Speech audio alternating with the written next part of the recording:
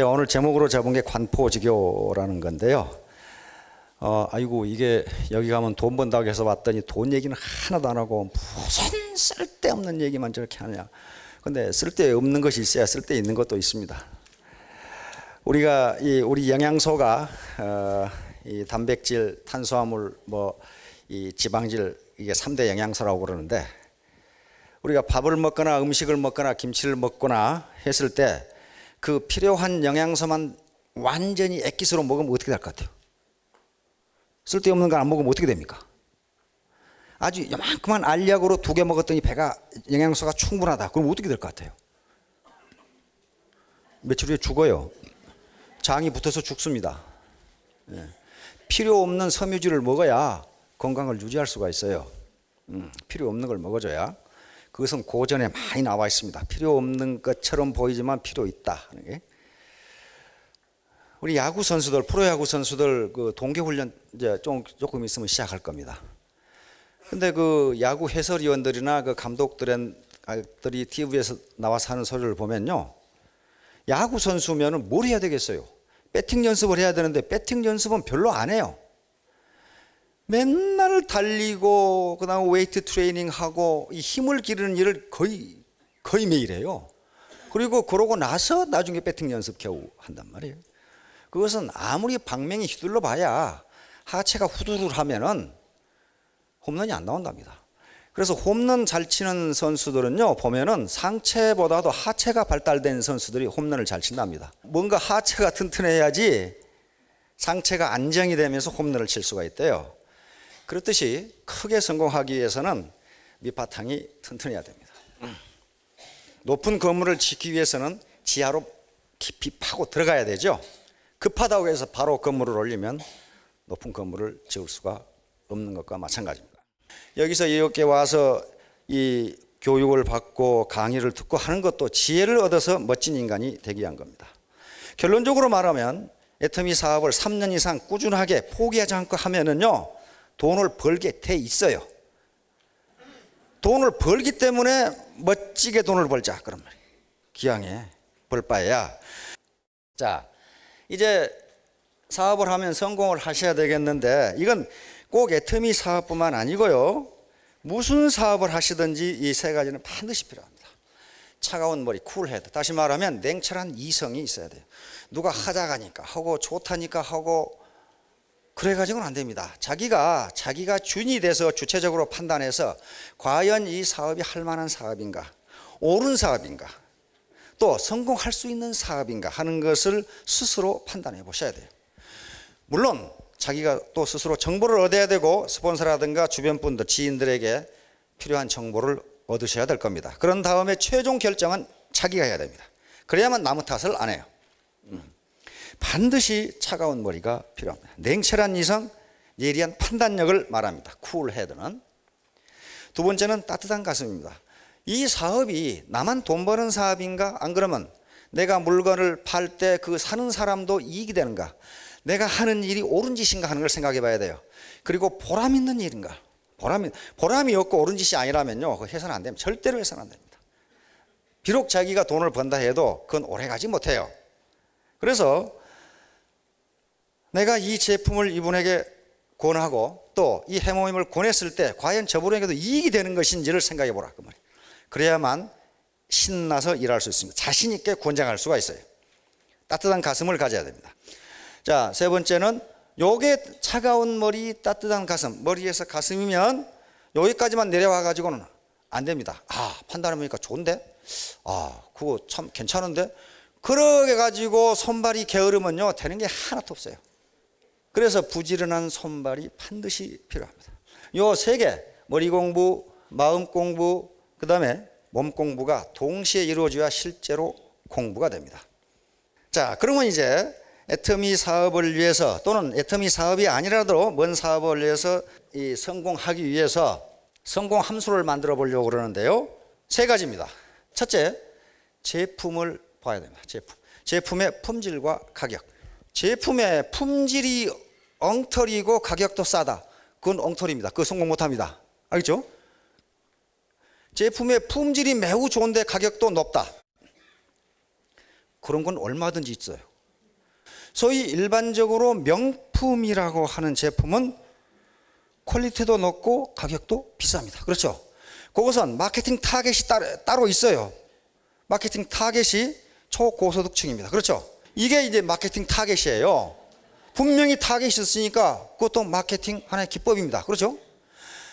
그러나 그 시장은 이미 그런 네임밸류가 매우 높은 명품들이 지배하고 있기 때문에 후발 기업이 거기를 파고 들어가기는 매우 힘들어요. 명품은요, 그 품질의 퀄리티의 수준보다도 가격이 높은데 그것은 무엇 때문에 그러냐면요, 그 명품에 히스토리가 있어요. 스토리가 있기 때문에 그래요. 스토리를 파는 거란 말이에요. 문화를 파는 거는 문화를. 제품을 파는 게 아니라. 그러니까 그렇게 되려면 그 명품에 역사가 쌓여야 되는데 후발 기업은 거기에 끼어들어가기가 힘들어요. 자, 그래서 우선 제품을 네트워크 마케팅에서 제품 품질과 가격을 봐야 됩니다. 요게 안 돼 있으면요, 천하 없어도 그건 성공하기 힘듭니다. 아니, 지금 물건 없어 못 팝니까? 얼마든지 있어요. 물건은 생산은 얼마든지 되는데 그것들과 경쟁해서 이길 수 있는 품질과 퀄리티와 프라이스, 가격이 있어야 된다.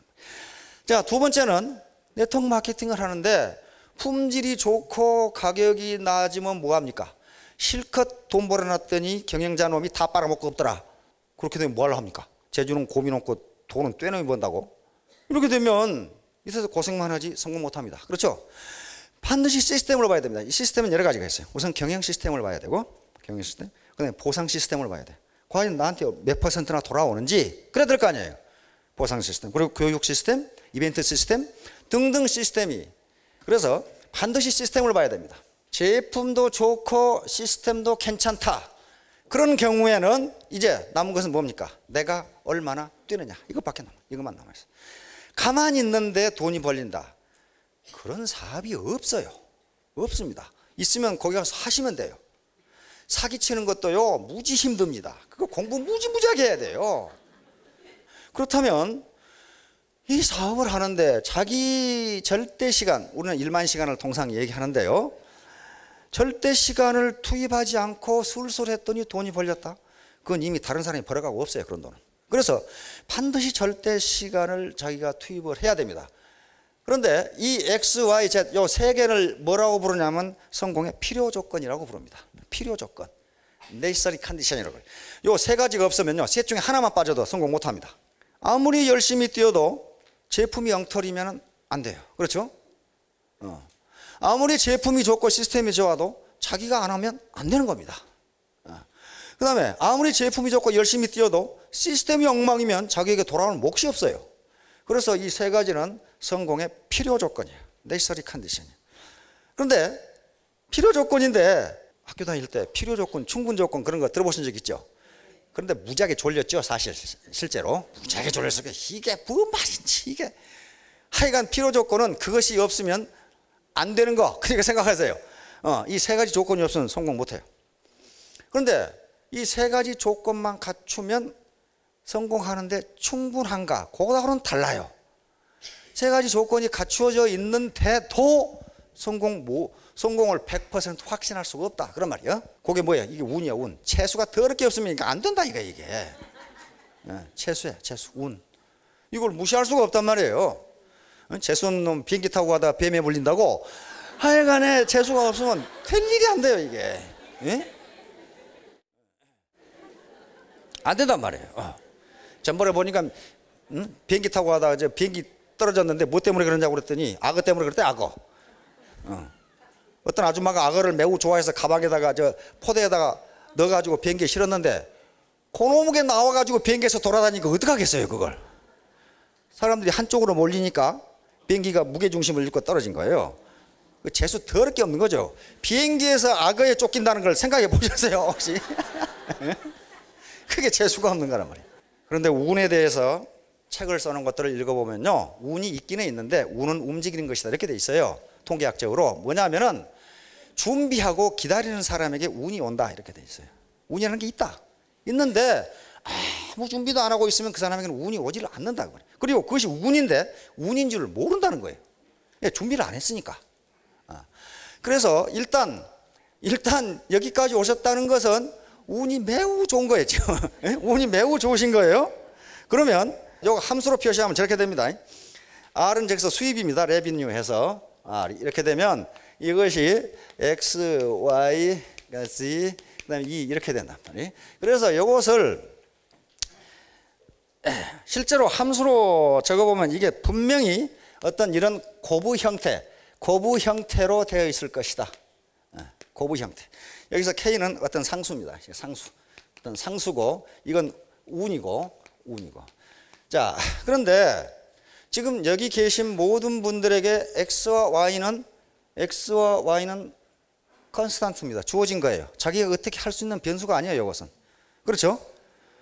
그리고 이미 회사에 X와 Y는 고정이 되어 있어요. 컨스탄트입니다. 변수가 아니고 컨스탄트.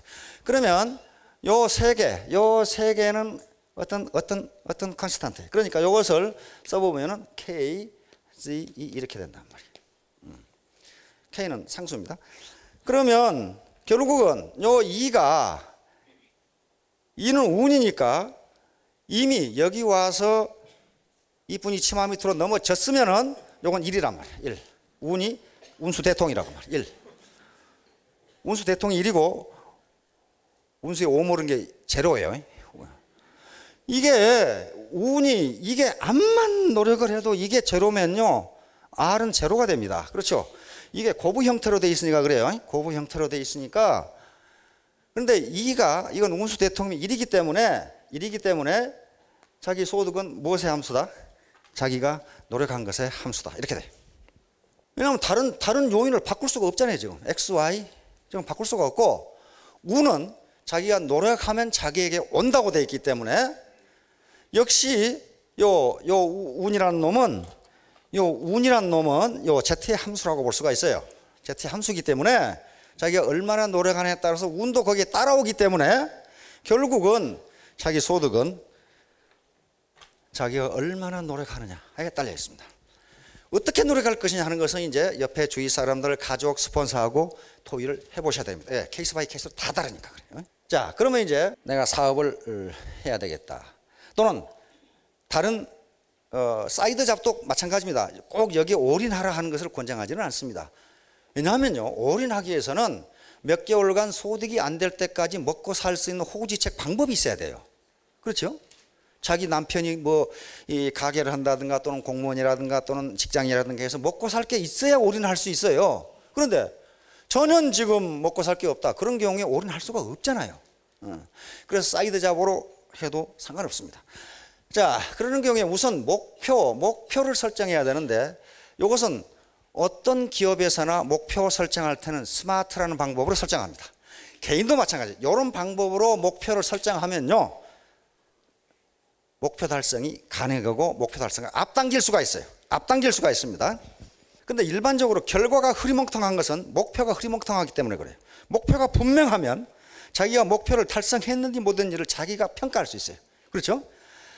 자, 우선 목표는 구체적으로 정해야 됩니다. 구체적으로. 막연하게 정하면 안 돼요. 예를 들면 나는 영어를 잘하겠다. 이거 목표가 되는데 그거 어떻게 하는 게 잘하는 건지 어느 정도 하는 게 구체적으로 정해야 돼요. 나는 토익을 900점 맞겠다. 이런 식으로 정해야 된단 말이에요. 목표를 구체적으로. 그 다음에 측정 가능하게 돈을 많이 벌겠다. 이렇게 해가지고 안 된단 말이에요. 나는 매월 500만 원을 벌겠다. 이런 식으로 구체적으로 해야 된다.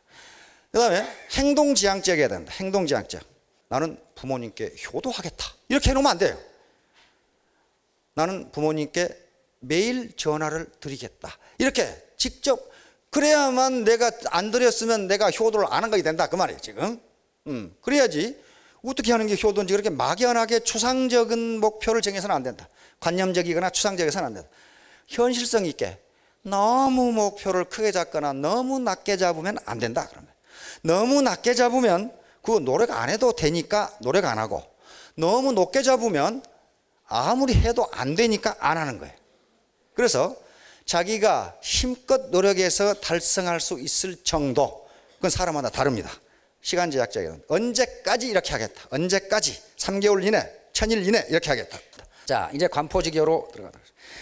이게 관은 이 관중을 의미합니다. 이건 춘추시대 지금부터 한 BC 600년 정도니까 지금 한 2600년 전의 이야기입니다. 제나라에 있었던 얘기인데요. 관중과 포수가의 우정을 관포지교라고 합니다. 관포지교. 관중과 포수는 한 마을에서 자랐던 중마고우입니다. 어르신들 중마고우 아시죠? 아마 지금 젊은 사람들은 몰라요. 옛날 시골에서 여기 대나무 가정에 끼고 몇 놈이 기차 타듯이 앞으로 막 달리고 그러잖아요. 순수한 우리말로는 불알 친구라고 그래요. 그러니까 한랑 먹고서 그렇게 하고 돌아다녔잖아요. 이 중마고란 말이. 대나무 말 타기 그 말이에요. 그러니까 이게 뭐예요? 어렸을 적부터 친했다 그런 말이거든요. 자, 근데 당시 제나라에 있었던 지금 강태공이 분봉받은 나라가 제나라이고 지금 어디냐면 산동반도입니다. 산동반도 아시죠? 제남 그런 데 있죠? 제나라입니다. 그런데 여기서 희한한 일이 벌어졌어요. 제나라의 13대 임금이 희공이라는 사람인데 요 양반이 자녀가 세 아들이 있습니다. 제야, 규, 소백. 이 공자들이죠. 그 다음에 공녀들 두 딸이 있는데 성강, 문강. 근데 기묘하게도 이 세 아들 두 딸이 어머니가 다 달라요. 전부 배다른 형제 자매예요. 이게 전부 다. 요런데 요 희공이 죽으니까 누가 임금이 돼야 됩니까? 당연히 큰아들인 제야가 큰아들입니다. 큰아들인 제야가 임금이 돼서 제 14대 임금이 영공이라는 임금이 됩니다. 임금 칭호예요. 영공. 그런데 이 영공은 성격 파탄자예요. 완전히 아주 잔인무도하고 황음무도한 그런 임금이에요. 임금이 되기 전에 자기 동생인 문강하고 같이 살았어요. 이렇게. 근데 지금 2600년 전이니까 뭐 저런 개막나이 같은 놈이 있나 그러는데 그 당시에는 그렇게 했습니다. 우리 고려시대 왕건은 어떻게 했습니까? 부인 중에 거의 대부분이 자기 동생들이죠. 그 당시에는 왜 그렇게 했냐면요. 우리 핏줄은 너희 핏줄하고 다르다는 걸 보이기 위해서 간의 혼인을 했어요. 이 양반은 이렇게 관계만 있는 게 아니고 요 문강이 노나라 임금에게 시집을 갔는데 그러면 시집을 갔으면 내버려 둬야 되는데 시집을 가서도 그런 아주 괴상망측한 짓을 계속했어요. 그래서 노나라 임금이 알게 되니까 노나라 임금을 잔치에 초대해서 죽여버렸어요. 이렇게 되니까 이 점점 성격 파탄이 되어 가니까 두 동생인 규와 소백은 어떻게 하겠습니까? 가만히 있다는 맞아 죽게 생겼거든. 그래서 다른 나라로 도망을 갑니다. 도망을 가는데 요 공자 규 둘째 아들인 규의 어머니가 노나라 사람이에요. 그래서 이 규의 보좌관이 누구냐면 관중이라는 사람이에요. 관중은 공자 규와 함께 노나라로 도망을 갑니다. 도망을 가요. 그 다음에 셋째 아들인 소백의 보좌관이 누구냐 하면 포수가예요. 포수가인데 소백의 어머니는 위나라 사람인데 소백은 위나라로 가지 않고 요 제나라에 가까운 거라는 곳으로 거나라로 갑니다. 그 땅으로 갑니다. 자, 여기에서 우리는 역시 규보다는 소백이 낫다 하는 걸 알 수가 있습니다. 즉 지도자는요 앞날이 어떻게 될 것인가를 예측해야 돼요. 예측해야 돼요. 소백은 벌써 그걸 안 거예요. 자, 그런데 요 관중이 공자 규의 보좌관이 된 것은 참모가 된 것은요 포수가의 추천에 의해서 그렇게 됐습니다. 왜냐하면 포수가는 지금 영공이 하는 짓이 괴상망측한 짓만 계속하기 때문에 언젠간 맞아 죽을 것으로 생각했어요. 그러면 어떻게 됩니까? 그러면 다음 제나라 임금 자리는 둘 중에 하나예요. 둘 중에 하나니까 자기가 공자 소백의 참모가 되고 관중이 공자 규의 참모가 되면 권력은 자기 것이 됩니다. 그렇죠? 권력이 새나갈 구멍이 없어요. 그래서 추천을 해준 거예요. 자, 그런데 이 영공이 그 짓을 하다가 자기 사촌 형인 공손무지에게 맞아 죽습니다. 근데 이 공손무지도 이름에서 본 바 같이 아주 무지막지한 놈이어가지고 이름을 왜 이렇게 지어놨는지 모르겠어요. 공손무지 이놈이 무지막지한 놈이어가지고 또 부하에게 또 맞아 죽어요. 그러니까 어떤 형태가 됩니까? 제나라에 임금이 없어져 버렸어요. 네? 이 공손무지가 사촌 동생인 영공을 때려 죽였는데 요놈도 부하에게 맞아 죽으니까 제나라에 임금이 없어져 버렸어. 그럼 어떻게 돼요? 이때부터 선착순이야. 공자 규하고 공자 소백이 먼저 제나라 수도에 가서 용상을 차지하고 앉아버리면 그놈이 임금이야. 그래서 소백이 더 뛰어나다는 걸 알 수 있죠. 제나라 가까운 그 땅에 가서 있었던 거예요. 그래가지고 요 사태가 벌어지니까 포수가는 공자 소백을 받들고 제나라 수도로 갑니다. 그런데 관중이라는 인물이 그걸 모를 리가 없죠. 아이고 한 발 늦었네 이렇게 된 거야. 아이고 한 발 늦었네. 왜? 노라는 멀거든 거기서. 멀거든. 그래서 소백을 죽여야 되겠다 하고 관중이 별동대를 조직해 가지고 소백이 지나가는 길목을 지키다가 소백이 나타나니까 화살로 쏴버립니다. 쐈는데 거기에 뭘 발랐냐면 짐독이라는 걸 발랐어요. 짐독. 그 짐새의 독인데요. 요것은 무지무지하게 맹독성이랍니다. 맹독성이어서 요것에 그 물소똥처럼 요게 맞으면 살이 썩기 때문에 금방 죽는답니다. 거기에 화살에다가 짐독을 발라가지고 쐈는데 공자 소백이 배에 명중을 했어요. 명중을 했어요. 막 맞았어요. 그러자 공자 소백은 바로 꼬꾸라지면서 엎드려 하고서 일제히 곡을 해라 이렇게. 일제히 곡을 해라. 아이고 아이고. 그렇죠? 그러면서 이 행렬을 영구 행렬로 만들어라. 그런데 참 재수가 무지무지 좋은 거야. 맞았는데 허리띠에 맞은 거야. 허리띠에 옛날 허리띠 그 열쇠 그 골이 큰 쇠 있지요. 거기에 맞은 거예요. 거기 정통으로 맞아버려. 그러니까 관중이 이게 화를 무지무지 할 수 없는 거인데 배를 정통으로 맞춰버렸는데 하필 허리띠를 맞춰버린 거예요. 여기를 맞춰버린 거지. 그런데 소백은 어떻게 했어요? 바로 죽은 척 하면서 곡을 해라 그런 거예요. 왜? 매복되어 있다는 걸 알았거든. 그러면서 임금의 귀국 행렬을 장의 행렬로 가장을 했어요.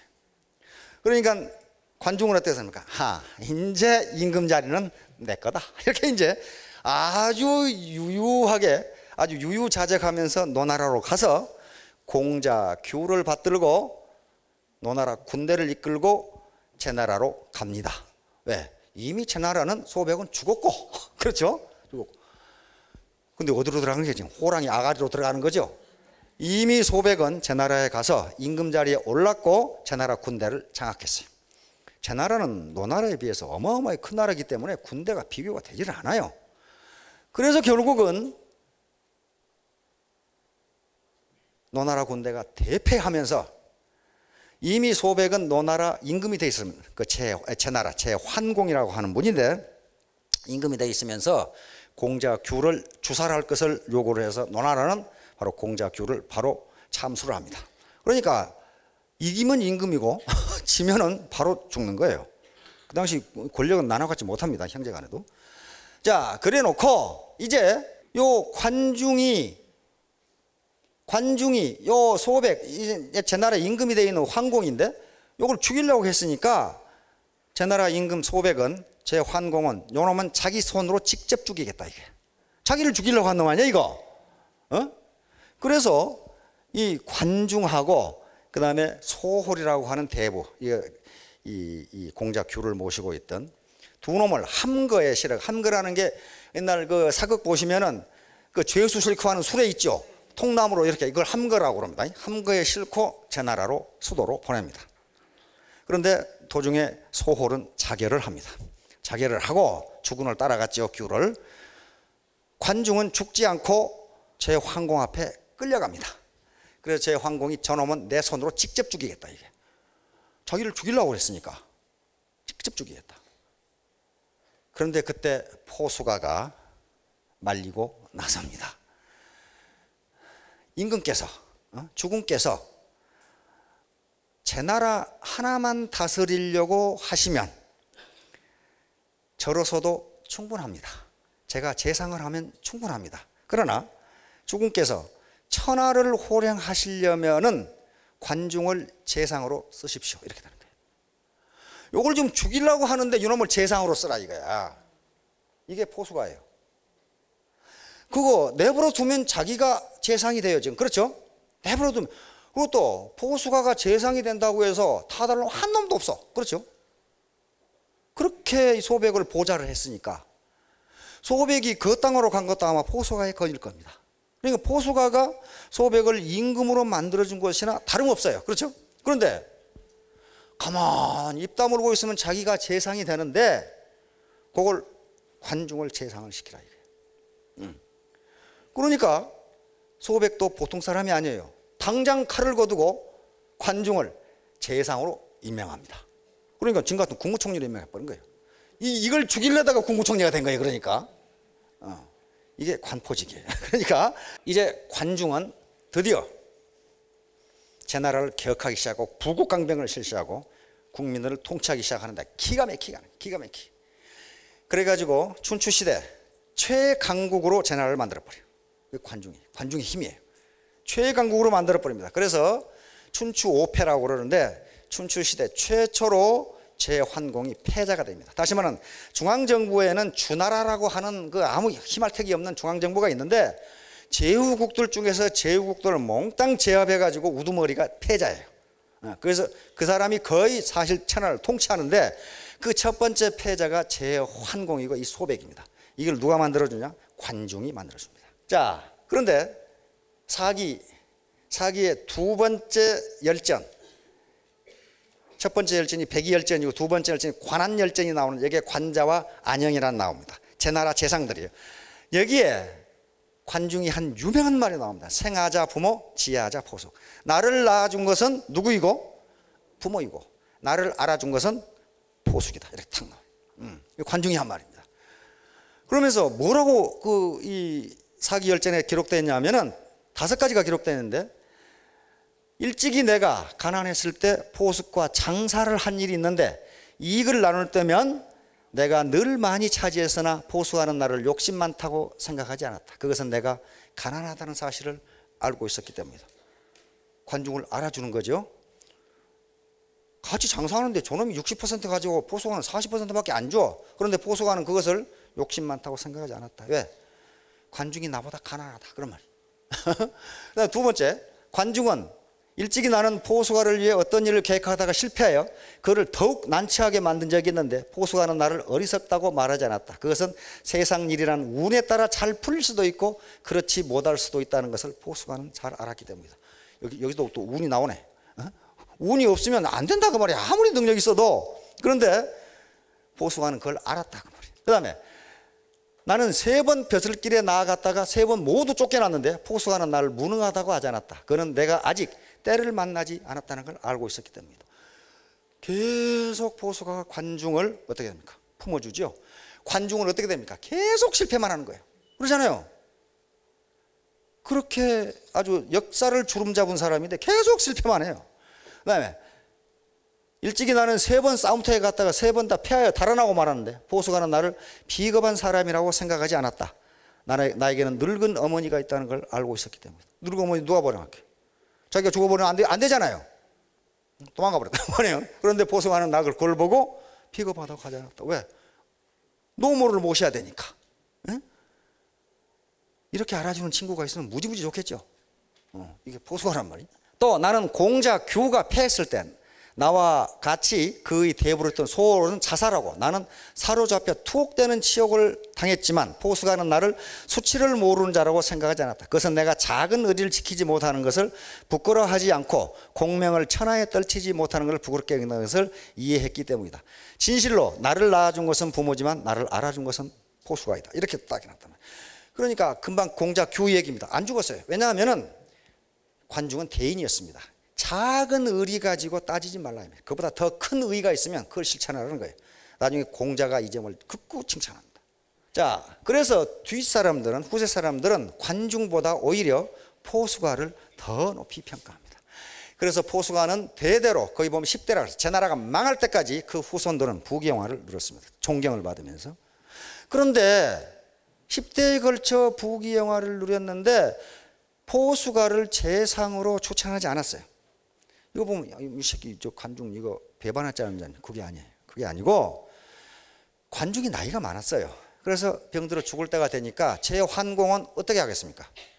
관중에게 물어보겠죠. 당신 후임으로 재상을 누구를 하면 좋겠느냐. 제 환공이 그렇게 물었을 때는 의도가 뭡니까? 틀림없이 포수가라고 이야기할 것이다. 그렇게 생각했는데 관중은 의외로 포수가를 재상을 시키지 말라고 건의합니다. 그리고 다른 놈을 시키라고 건의해요. 왜냐하면 그 이유가 포수가는 분명히 군자는 군자인데 옳고 그름을 너무 명백하게 따진다. 그렇게 하면 어떻게 됩니까? 정적이 많아져요. 그렇게 하면 백성이 힘들어요. 그리고 선과 악을 분명히 가려서 악을 한 번 행한 놈은 평생 보지를 않으려고 한다. 그것은 재상으로서는 부적합하다 그런 말이야. 그러게 되면 그러니까 관중이 포수가를 재상으로 추천하지 않는 것은 분명히 군자이고 올바른 사람이고 선보다는 악을 분명히 하고 사리가 분명한 사람인데 정치는 그렇게 되지 않는 것이다 그런 말이야. 그래서 만약에 포수가가 재상이 되면은 욕을 바가지로 얻어먹게 된다. 그래서 요 관계를 관포주계라 이렇게 이야기합니다. 자, 이제 공자는 이 양반보다 한 100년 뒤의 사람입니다. 그래서 공자의 제자 중에 자로라는 사람이 아주 의리파입니다. 자로가 물었다. 제나라 환공이 공자 규를 죽었을 때 소홀은 따라 죽었지만 관중은 죽지 않았습니다. 자로가 이어서 물었다. 관중은 인하지 못했던 것이 아닙니까? 그러니까 관중이란 놈이 이게 의리가 없다 이 말이야. 지금 자기가 모시던 주군이 죽었으면 저도 자결해야지. 대부 소홀은 자결했는데 이놈은 끝까지 살았다. 지금 그런 얘기예요 지금. 그러면 공자가 그래 맞아 그놈은 그런 놈이다. 그럴 줄 알았는데 답은 반대예요. 뭐라고 그랬어요? 환공이 제후들을 규업할 때 병거를 쓰지 않은 것은 관중의 힘이었다. 결과적으로 인한거나 마찬가지다. 다시 말하면 군대를 동원해서 전쟁으로 이 춘추 패자가 된 게 아니고 관중의 힘으로 군대를 쓰지 않고도 그렇게 모았으니 백성이 전란에 휩쓸리지 않았다 그런 말이에요.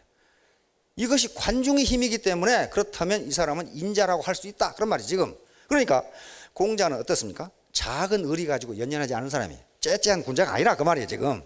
역사의 흐름에서 이 사람이 무슨 일을 했는가를 평가한 거예요.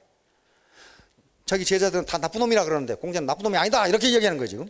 다음 자공이 또 물었습니다. 자공은 더 세게 물었어요 이제. 자공이 물었다. 관중은 일한 사람이 아니었습니까? 황공이 공자 규를 죽었을 때 죽지 못했고 또 황공을 돕기까지 했으면 재상이 돼서 황공을 패자로 만들어줬거든. 공자께서 말씀하셨다. 관중이 환공을 도와 제후들의 패자가 되게 하여 온 천하를 바로잡았으므로 백성들이 오늘에 이르기까지 그 혜택을 받고 있다. 관중이 없었더라면 나는 아마 머리를 풀어 늘어뜨리고 옷자락을 왼쪽으로 여미는 오랑캐의 통치하에 살고 있을 것이다. 어찌 평범한 사람들이 조그만 신을 지킨답시고 도랑가에 스스로 목을 메어도 아무도 알아주는 사람이 없는 것과 같겠느냐.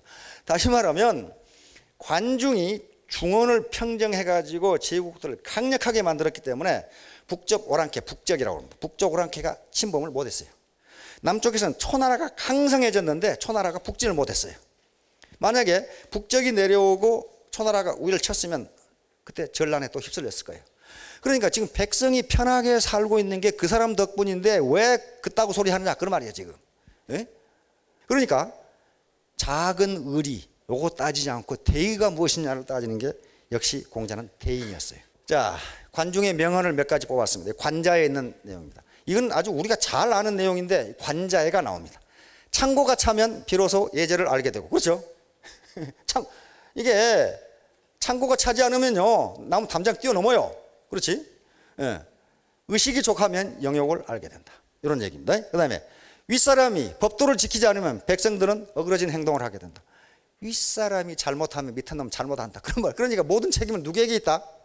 윗사람에게 있다. 윗사람에게 있다. 자, 군사력을 강화하는 계책은 물자를 풍부하게 갖는 것이다. 풍부한 물자 앞에 적이 있을 수 없다. 경제력이 바로 부국강병의 첩경이다. 이 사람 그래서 역사적으로 가장 먼저 경제에 눈을 뜬 사람이고 경제정책을 한 사람인데 이 사람 뒤로 관중 뒤로 모든 경제정책은 이 사람에 따라서 했습니다. 자, 그 다음에 정치가 잘 되게 하는 방법은 민심을 순하게 하는 데 있고 정치가 무너지는 까닭은 민심을 거스르는 데 있다. 지금도 맞죠? 지금도 맞죠? 자, 다음. 자, 가정을 다스리는 방법으로 마을을 다스리면 마을은 다스려지지 않는다. 마을을 다스리는 방법으로 나라를 다스리면 나라를 다스려지지 않는다. 나라를 다스리는 방법으로 천하를 다스리면 천하는 다스리지 않는다.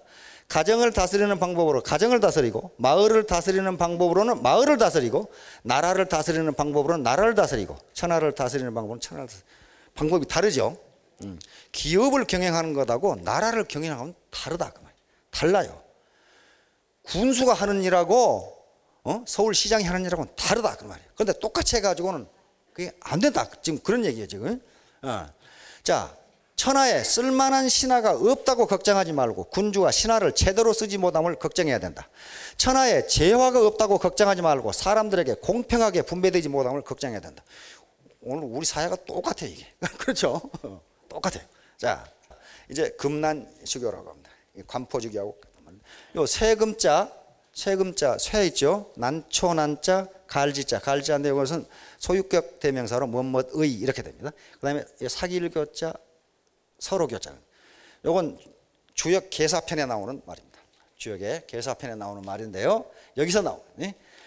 자, 이인동심 두 사람이 마음이 같으니 두 사람이 마음을 합하니 같으니 길이 단금 그 기자고 요 리자는요 원래 날카로운 리자입니다.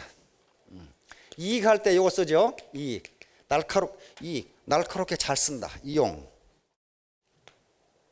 이렇게 하죠. 요거 날카로운 리자 날카롭게 잘 쓴다. 그러니까 그 날카로움이 단금 새를 자를 수 있고 동심지연 같은 마음에서 나오는 말은 그 기취 열한 그 향기가 난초와 같다.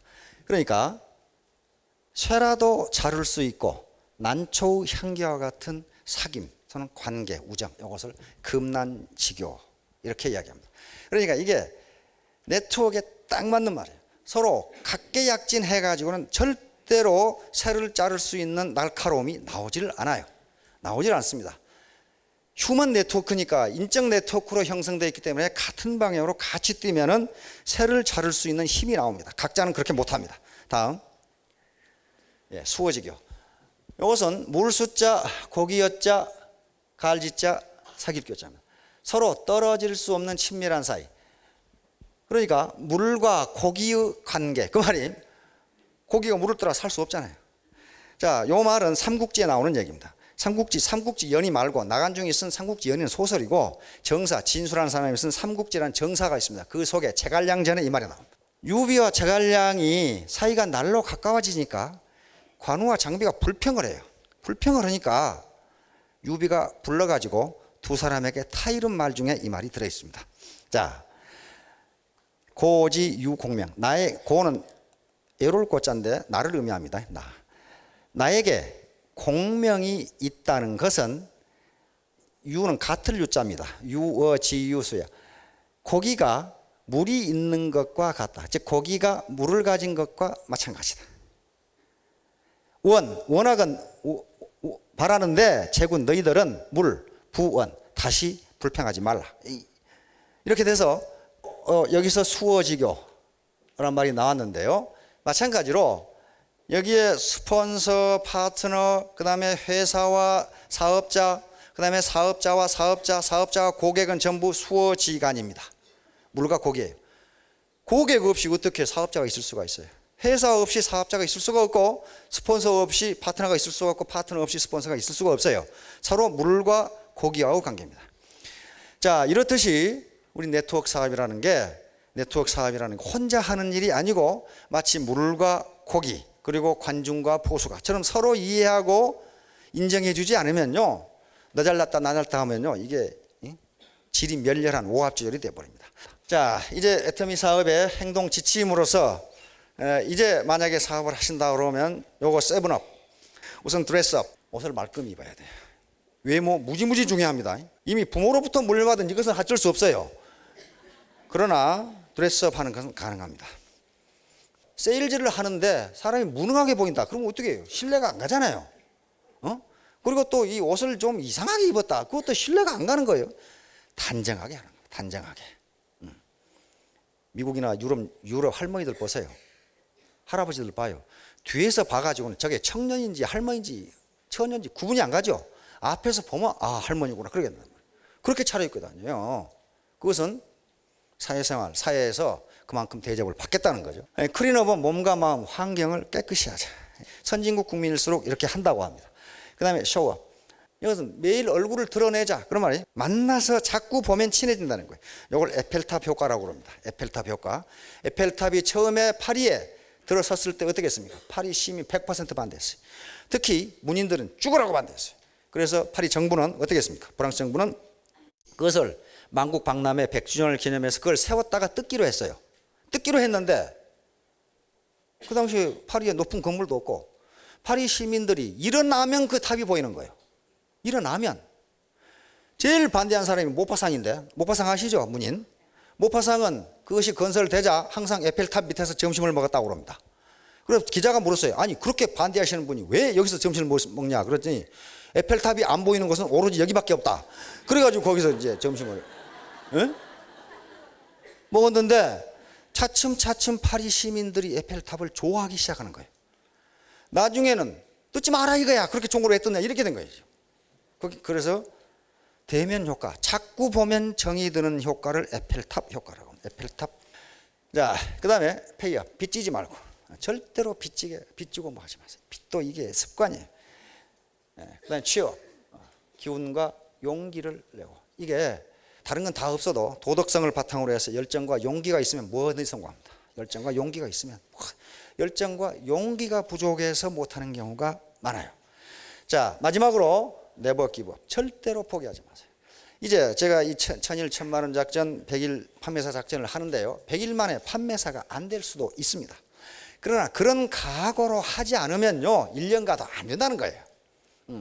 내가 언제까지 뭘 하겠다는 목표가 분명하게 있어가지고 거기에 뛰지 않으면 안 돼요. 아이고 뭐 되면 되고 말면 말고 하면은 그 부지하 세월이에요. 그래서 그런 목표를 내세우는 것이 누구나 할 수 있다 그런 건 아닙니다.